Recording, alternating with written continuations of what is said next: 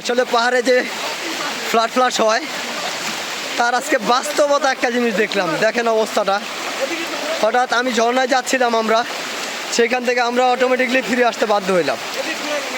দেখেন কি অবস্থা, কি অবস্থা দেখেন। ফ্লাড যে বলে তার বাস্তব একটা অভিজ্ঞতা আজকে ঝরঝরিয়া ঝর্ণার থেকে ব্যাক করতে বাধ্য হয়েছি।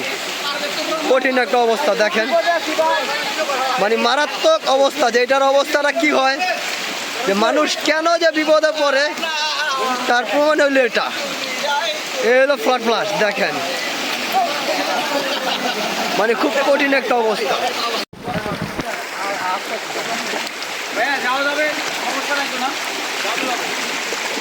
ঝর্ণাতে ফেরত যাচ্ছি, যেটাকে বলা হয় পাহাড়ের ফ্লাড যেটা বলা হয়।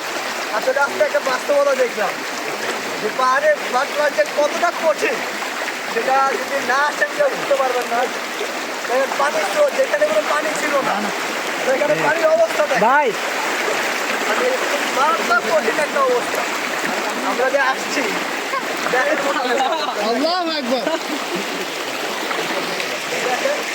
এখানে কোনো মানে এটা মানে বাস্তবতা বোঝানো যাবে না, আপনি আসলে বুঝতে পারবেন। তো পাহাড়ে যখনই বৃষ্টি হবে আপনি আপনার উচ্চ গন্তব্যে না দিয়ে বিপদ আসলে আপনার জীবন হয়তো রক্ষা পাবেন। ভাই ভিডিও বাদ দেন, ফোনটা পড়ে গেলে ধান করে চলে যাবে, 1 সেকেন্ড লাগবে না।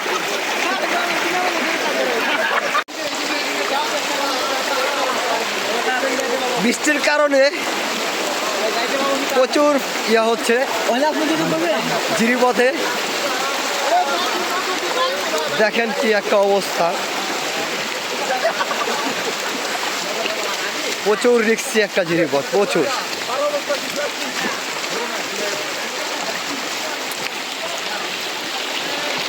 এটা সাধারণত একটা ছোট ফ্লাশের মতন। দেখেন অবস্থাটা খুব কঠিন, মারাত্মক কঠিন। আপনি দেখেন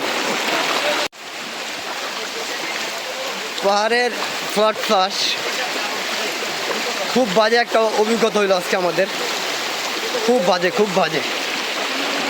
এই যে ফ্লাশটা মারাত্মক বাজে একটা অবস্থা। ঝরঝরিয়া ঝর্ণা অর্ধেক পথে চলে যাওয়ার পরে আমরা ব্যাক করছি বাধ্য হয়ে। মানে খুব মারাত্মক দেখার মতন জায়গা, মানে খুব বিপজ্জনক জায়গা। এখানে আপনার অবস্থান করা উচিত।